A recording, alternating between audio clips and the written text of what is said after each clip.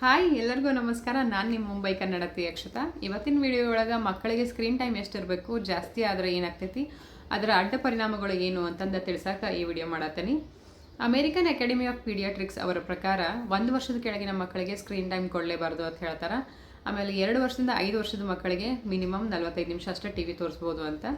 5 ವರ್ಷದಿಂದ ಮೇಲ್ಪಟ್ಟ ಮಕ್ಕಳಿಗೆ 1 ರಿಂದ 2 ತಾಸು ಟಿ ವಿ ತೋರಿಸ್ಬೋದು ಅಂತ ಹೇಳ್ತಾರೆ. ಈ ಗೈಡ್ಲೈನ್ಸ್ ತರಕ ಮೇನ್ ರೀಸನ್ ಏನಂತಂದ್ರೆ ಟಿ ವಿ ಭಾಳ ತೋರಿಸೋದ್ರಿಂದ ಮಕ್ಕಳ ಮೇಲೆ ಏನೇನು ಪರಿಣಾಮ ಆಗತ್ತೈತಿ, ಓವರ್ ಅಡ್ಡ ಪರಿಣಾಮ ಬಂದು ಫಿಸಿಕಲಿ ಮೆಂಟಲಿ ಆಗೋದ್ರಿಂದ ಈ ಸರ್ವೆ ಮಾಡಿ ಇದನ್ನು ಗೈಡ್ಲೈನ್ಸ್ ತಂದರು. ಸೊ ಹಾಗಾಗಿ ಏನೇನು ಅಡ್ಡ ಪರಿಣಾಮ ಬೀಳ್ತಾವ ಅಂತಂದು ಒಂದೊಂದಾಗಿ ಎಕ್ಸ್ಪ್ಲೇನ್ ಮಾಡ್ಕೊತ ಹೋಗ್ತೇನೆ. ಫಿಸಿಕಲಿ ಏನು ಎಫೆಕ್ಟ್ ಆಗ್ತೈತಿ ಮಕ್ಕಳಿಗೆ ಅಂತಂದ್ರೆ, ಮಕ್ಕಳ ಕಣ್ಣಿನ ಮೇಲೆ ಎಫೆಕ್ಟ್ ಆಗಿ ಸ್ಟಾರ್ಟ್ ಆಗ್ತೈತಿ. ಕಣ್ಣುರಿ, ತಲೆನೋವು, ಸಣ್ಣ ವಯಸ್ಸಿನಾಗ ಚಸ್ಮಾ ಬರೋಕ್ಕೆ ಸ್ಟಾರ್ಟ್ ಆಗ್ತಾವೆ. ಕಣ್ಣಿನ ರಿಲೇಟೆಡ್ ರೋಗಗಳು ಬರೋಕ್ಕೆ ಸ್ಟಾರ್ಟ್ ಆಗ್ತಾವೆ. ಓವರ್ ಇರಿಟೇಷನ್ ಆಗಿ ಸ್ಟಾರ್ಟ್ ಆಗ್ತೈತಿ. ಆಮೇಲೆ ಒಬೆಸಿಟಿ ಅಂತ ವೇಟ್ ಗೇನ್, ಒಬೆಸಿಟಿ ಅಂತ ಪ್ರಾಬ್ಲಮ್ಸ್ ಬರೋಕ್ಕೆ ಸ್ಟಾರ್ಟ್ ಆಗ್ತಾವೆ. ಎರಡನೇದು ಸ್ಲೀಪ್ ಡಿಸ್ಟರ್ಬೆನ್ಸ್ ಏನಂತಂದ್ರೆ, ಕಂಟಿನ್ಯೂಸ್ ಟಿ ವಿ ನೋಡೋದ್ರಿಂದ ಮಕ್ಕಳ ಬ್ರೈನ್ ಓವರ್ ಸ್ಟಿಮ್ಯುಲೇಟ್ ಆಗ್ತೈತಿ. ಸೊ ಮಗು ಟಯರ್ಡ್ ಆಗೈತಿ, ಮಕ್ಕೋಬೇಕಂತಂದ್ರೂ ಬ್ರೈನ್ ಮಲ್ಕೊಳಕ್ಕೆ ಬಿಡೋದಿಲ್ಲ. ಮಲ್ಕೊಳಕಂದ್ರೂ ನಿದ್ದೆ ಬರೋಂಗಿಲ್ಲ. ನೀವು ಎಷ್ಟೋ ಫೋರ್ಸ್ ಮಾಡಿದ್ರು ಯಾಕೋ ನನ್ನ ಮಗು ಮಕ್ಕೊಳಂಗಿಲ್ಲ, ರಾತ್ರಿ ಮಕ್ಕೊಳಕ್ಕೆ 12 ಮಾಡ್ತೈತಿ, 1 ಮಾಡ್ತೈತಿ ಅನ್ನೋ main reason brain over stimulate ಆಗಿರ್ತೈತಿ. ಅವ್ರಿಗೆ ಎಷ್ಟು ಟಯರ್ಡ್ ಆದರೂ ಮಲ್ಕೋಬೇಕನ್ನೋ ಫೀಲ್ ಬಂದಿರಂಗಿಲ್ಲ. ಸೊ ಹಾಗಾಗಿ ಟಿ ವಿ ಭಾಳ ಓವರ್ ಟಿ ವಿ ನಮ್ಮ ನಿದ್ದೆ ರೂಟೀನ್ ಮೇಲೆ ಎಫೆಕ್ಟ್ ಆಗ್ತೈತಿ. ಮಕ್ಕಳ ಬೆಳವಣಿಗೆಗೆ ಮೇನ್ ಬೇಕಾಗಿರೋದು ಜಾಸ್ತಿ ನಿದ್ದೆ. ಸೊ ನಿದ್ದೆನ ಕರೆಕ್ಟ್ ಆಗಲಿಲ್ಲ ಅಂದ್ರೆ ಬೆಳವಣಿಗೆ ಮೇಲೆ ಇಂಡೈರೆಕ್ಟಾಗಿ ಅದು ಎಫೆಕ್ಟ್ ಆಗೇ ಆಗ್ತೈತಿ. ಮೂರನೇದಾಗಿ ಮಕ್ಕಳಿಗೆ ಫೋಕಸ್, ಕಾನ್ಸಂಟ್ರೇಷನ್ ಎಲ್ಲ ಕಡಿಮೆ ಆಗಿಬಿಡ್ತೈತಿ. ಬ್ರೈನ್ ಓವರ್ ಸ್ಟಿಮ್ಯುಲೇಟ್ ಆಗಿರೋದ್ರಿಂದ ಒಂದು ಕಡೆ ಕೂತಲ್ಲೇ ಕುಂಡ್ರಂಗಿಲ್ಲ, ನಿಂದ್ರಂಗಿಲ್ಲ. ಸೊ ಸ್ಕೂಲ್ ಒಳಗೆ ಏನಾಗ್ತೈತಿ ಅಂದ್ರೆ, ಒಂದು ಕಡೆ ಕುಂತು ನೀಟಾಗಿ ಫೋಕಸ್ ಮಾಡಿ ಸಬ್ಜೆಕ್ಟನ್ನು ತಿಳ್ಕೊಳ್ಳೋದು, ಕಲಿಯೋದು, ಆ ಫೋಕಸ್ ಇಂಟ್ರೆಸ್ಟ್ ಎಲ್ಲ ಹೋಗ್ಬಿಡ್ತೈತಿ. ಟಿ ವಿ ನೋಡೋದ್ರಿಂದ, ಓವರಾಗಿ ಟಿ ವಿ ನೋಡೋದ್ರಿಂದ ಅದೆಲ್ಲ ಹೋಗ್ಬಿಡ್ತೈತಿ. ಆದಷ್ಟು ಕಡಿಮೆ ಮಾಡಿದ್ರೆ, ಸೊ ಟಿ ವಿ ನೋಡಿದ್ರೆ ಅವ್ರ ಇಂಟ್ರೆಸ್ಟ್, ಫೋಕಸ್ ಅದನ್ನೆಲ್ಲ ಸ್ವಲ್ಪ ಒಂದು ಲೆವೆಲ್ಲಿಗೆ ಬ್ಯಾಲೆನ್ಸ್ ಆಗಿ ಮಾಡ್ಕೊಂಡು ಹೋಗ್ಬೋದು. ಮೂರನೇದಾಗಿ ಹ್ಯೂಮನ್ ಇಂಟ್ರ್ಯಾಕ್ಷನ್ ಭಾಳ ಕಡಿಮೆ ಆಗಿಬಿಡ್ತೈತಿ. ಹ್ಯೂಮನ್ ಇಂಟ್ರ್ಯಾಕ್ಷನ್ ಅಂತಂದ್ರೆ ಹ್ಯೂಮನ್ ಎಂಗೇಜ್ಮೆಂಟ್ ಅಂತಂದ್ರೆ, ಮಕ್ಕಳನ್ನ ಯಾರ ಮುಂದೆ ನಿಲ್ಸಿದ್ರಿ ಇಲ್ಲ ಯಾರ ಮನೆಗೆ ಬಂದ್ರಂದ್ರೆ ಮಕ್ಕಳಿಗೆ ಮಾತಾಡೋಕೆ ಇರೋದಿಲ್ಲ. ಅವ್ರು ಏನು ಮಾತಾಡತ್ತಾರೋ, ಏನು ಕೇಳತ್ತಾರೋ ಇವ್ರಿಗೆ ಅದಿರೋದಿಲ್ಲ. ಆಬ್ಸೆಂಟ್ ಮೈಂಡೆಡ್ ಆಗಿರ್ತಾರೆ. ಅವ್ರ ಜೊತೆ ಮಾತಾಡೋಕೆ ಏನೂ ಕಂಟೆಂಟ್ ಟಾಪಿಕ್ ಏನೂ ಇರೋದಿಲ್ಲ ಇವ್ರಿಗೆ. ಇಫ್ ಇನ್ ಕೇಸ್ ಬಂದವ್ರು ಏನೋ ಕೇಳಿದ್ರು ಇವ್ರು ಕಂಪ್ಲೀಟ್ ಬ್ಲ್ಯಾಂಕ್ ಇರ್ತಾರೆ. ಅವ್ರದ್ದೇನು ಇರ್ತೈತಿ ತಲೆಯೊಳಗನ, ಯಾರು ಬಂದಾರ ನಾ ಇವ್ರು ಮಾತಾಡಬೇಕು, ಪಟ್ನ ಹೋಗಿ ಮತ್ತು ನಾ ಟಿ ವಿ ನೋಡಬೇಕು, ನಾ ಅಲ್ಲಿ ಬ್ಯುಸಿ ಆಗಬೇಕು, ನಂದು ಆ ಪ್ರೋಗ್ರಾಮ್ ಮಿಸ್ ಆಗ್ತೈತಿ, ನಂಗೆ ಇದು ಪ್ರೋಗ್ರಾಮ್ ಮಿಸ್ ಆಗ್ತೈತಿ ಅನ್ನೋದಷ್ಟೇ ತಲೆಯೊಳಗೆ ಇರ್ತೈತಿ. ಸೊ ಅವ್ರು ಏನು ಮಾಡ್ತಾರಲ್ಲ, ಎಷ್ಟು ಲಘು ಆಗ್ತೈತಿ ಅಷ್ಟು ಲಘು ಇದು ಮುಗಿಸಿ ನಾವು ಹೋಗೋನು, ಓಡಿ ಮತ್ತು ಹೋಗಿ ನಾನು ಟಿ ವಿ ನೋಡ್ಕೊಂತ ನಾ ಮತ್ತೆ ಟೈಮ್ ಪಾಸ್ ಮಾಡ್ಕೊತ ಕುಂಡಿರ್ಬೇಕು ಅನ್ನೋದಷ್ಟು ತಲೆಯಾಗಿರ್ತೈತಿ. ಆಮೇಲೆ ಏನಾಗ್ತೈತಿ ಅಂತಂದ್ರೆ, ಮಕ್ಕಳಿಗೆ ಔಟ್ಡೋರ್ ಇಂಟ್ರೆಸ್ಟ್ ಎಲ್ಲ ಕಡಿಮೆ ಆಗಿ ಸ್ಟಾರ್ಟ್ ಆಗ್ತಾವೆ. ಈಗ ನಾ ಸ್ಕೂಲಿಂದ ಬಂದೆ, ನಂದು ಹೋಮ್ವರ್ಕ್ ಆಯ್ತು, ನಂದು ಊಟ ಆಯ್ತು, ನಾ ಮತ್ತು ಸಂಜೆ ಸ್ನ್ಯಾಕ್ಸ್ ತಿಂದೆ, ನಾ ಹೊರಗೆ ಹೋಗ್ಬೇಕು, ಈಗ ನಾ ಪಾರ್ಕಿಗೆ ಹೋಗಬೇಕು, ನಾ ಪ್ಲೇ ಗ್ರೌಂಡಿಗೆ ಹೋಗಬೇಕು, ನನ್ನ ಫ್ರೆಂಡ್ಸ್ ಬರ್ತಾರಲ್ಲ, ನಾ ಈ ಆಟ ಆಡ್ಬೇಕು ಇವತ್ತು ಅವ್ರ ಜೊತೆ, ಆ ಆಟ ಆಡ್ಬೇಕು ಅನ್ನೋ ಇಂಟ್ರೆಸ್ಟ್ ಎಲ್ಲ ಹೋಗ್ಬಿಡ್ತೈತಿ.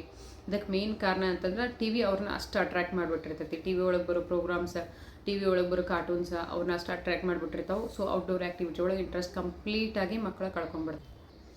ಮತ್ತು ನೆಕ್ಸ್ಟ್ ಏನಂತಂದ್ರೆ, ಮೂಡ್ ಅವ್ರದ್ದು ಜನರಲ್ ಬಿಹೇವಿಯರು ಭಾಳ ಚೇಂಜ್ ಆಗಿ ಸ್ಟಾರ್ಟ್ ಆಗ್ತೈತಿ. ನೀವು ಏನಾರೇ ಮೊಬೈಲ್ ಕಸ್ಕೊಂಡ್ರಿ, ಟಿ ವಿ ಆಫ್ ಮಾಡಿದ್ರಿ ಅಂತಂದ್ರೆ ಇರಿಟೇಟ್ ಆಗಿ ಸ್ಟಾರ್ಟ್ ಆಗ್ತಾರೆ ಮಕ್ಕಳು. ನಂಗೆ ಯಾಕೆ ಹಿಂಗೆ ಮಾಡಿದ್ರಿ, ಸಿಟ್ಟು ಬರೋಕ್ಕೆ ಸ್ಟಾರ್ಟ್ ಆಗ್ತೈತಿ, ಓವರ್ ಸಿಟ್ಟು ಬರ್ತೈತಿ, ಓವರ್ ಇರಿಟೇಟ್ ಆಗ್ತೈತಿ.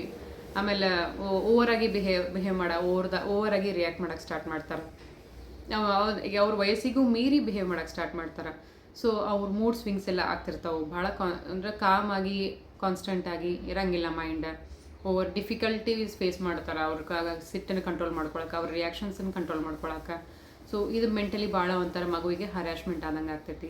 ಇನ್ನೊಂದು ವೇಟ್ ಗೇನ್ ಏನಾಗ್ತೈತಿ ಅಂತಂದ್ರೆ, ಟಿ ವಿ ನೋಡ್ಕೋತ ಕುಂತಾಗ ಕಂಟಿನ್ಯೂಸ್ ಆಗಿ ಸ್ಕ್ರೀನ್ ಜೊತೆ ಅವ್ರು ಎಂಗೇಜ್ ಆಗಿರಬೇಕು ಅಂತಂದ್ರೆ ಖಾಯಮಾಗಿ ಅವ್ರು ಒಂದಿಲ್ಲ ಒಂದು ತಿನ್ಕೊತಾನೆ ಇರ್ತಾರೆ. ಅದು ಅವ್ರಿಗೊಂಥರ ಮಜಾ ಕೊಡ್ತಿರ್ತೈತಿ. ಇದೊಂಥರ ಅಡಿಕ್ಷನ್ ಇದ್ದಂಗೆ. ಟಿ ವಿ ನೋಡ್ಬೇಕಂದ್ರೆ ಮತ್ತು ಕೈಯಾಗಿ ಏನಾರು ಇರಬೇಕು, ಬಿಸ್ಕೆಟ್ ಪ್ಯಾಕೆಟ್ ಇರಬೇಕು, ಚಿಪ್ಸ್ ಇರಬೇಕು, ಮತ್ತೊಂದು ಏನಾರು ಇರಬೇಕು. ಟಿ ವಿ ನೋಡೋ ಟೈಮ್ ಮುಗಿಯುತ್ತಾನೆ ಅವ್ರಿಗೆ ಒಂದಿಲ್ಲ ಒಂದು ಗೊತ್ತಿಲ್ಲದಂಗೆ ಅವ್ರು ಏನು ತಿನ್ನತೀನಿ, ಎಷ್ಟು ತಿನ್ನತೀನೋ ಅನ್ನೋ ಐಡಿಯಾನೂ ಇಲ್ಲ ಹಂಗೆ ಮಕ್ಕಳು ತಿಂತಿರ್ತಾವೆ. ಸೊ ಅದರಿಂದ ಒಬೆಸಿಟಿ ಸ್ಟಾರ್ಟ್ ಆಗ್ತೈತಿ.